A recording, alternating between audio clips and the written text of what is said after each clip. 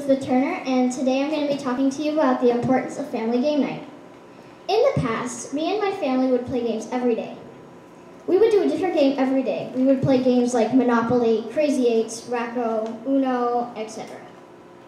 I can always remember sitting on the table with the game spread out or the cards with every player of the game. But now that's all in the past. Now in the present, we still play games, but just not as seriously as we did in the past. We still play games, but not as many as I said in the past. And whenever I try to get their attention in the afternoon, they're always busy doing stuff. Usually my dad is at work in traffic, my mom is making dinner, my brother's playing computer games, and usually my little brother is at the park. And I'm usually alone just watching TV, and I can remember those days when we used to always play together when there was no traffic, so that we would always be together. Now, there's many reasons why families don't play games anymore. One reason is because they're always too busy for you. They always make excuses like, I'm on the phone, or I'm playing my computer game, I'm about to go to the park, or I'm going to go to the grocery store. You never really have time to actually connect with your family. So I made a survey to see how many parents or students in this school play together. And the first question that I asked them was, do you ever play games with your family?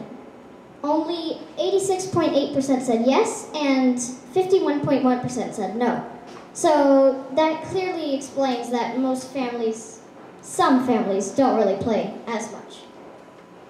And then I asked the question, do you think it is important to play games with your family? 81.5% said yes, and only 18.5% said no, which is very surprising because I was actually kind of happy that at least a lot of students actually think it's important to play games. The main reason I think that families don't play anymore is mostly because families these days care about money and their phones.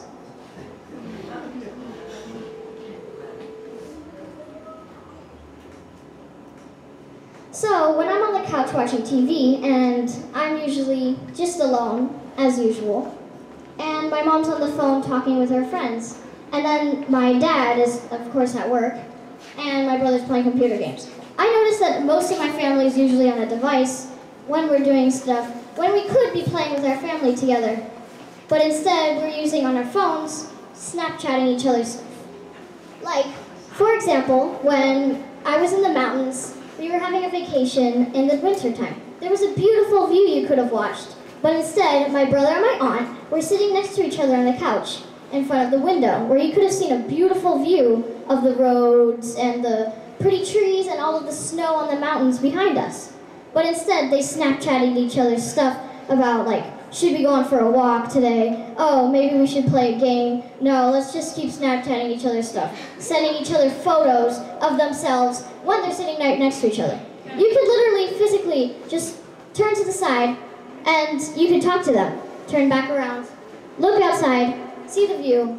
You could go for a walk if you wanted to, instead of Snapchatting each other, texting each other, FaceTiming each other's stuff when you're sitting right beside them. It's a little bit crazy.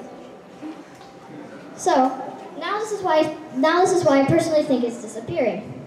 One reason is because usually, ever since devices came out, which is a little bit about this TED talk that I did, ever since they came out, computers, iPads, laptops, phones, the families just kind of split apart. They would do their own thing on their phone instead of listening to each other face to face. You could have done that instead of looking at your phone while you're trying to check your email and stuff, and your family members, your kids are sitting on the couch bored, having nothing to do. You could have just talked to them instead of being on your phone. This part connects to why you should actually play games together. Because if you're playing games together, then you can talk to your family while you're having fun with them, which is usually the main part of having a family.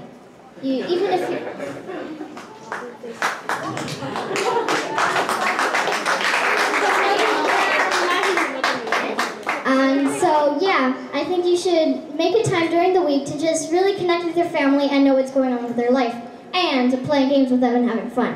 So then, instead of being on your phone, you can also just have fun sometimes. Maybe you could not even play a game. You can just go to the park or something. Go to a dinner or something. Anything. You can do anything with your family. Connect with family and relatives now. Thank you.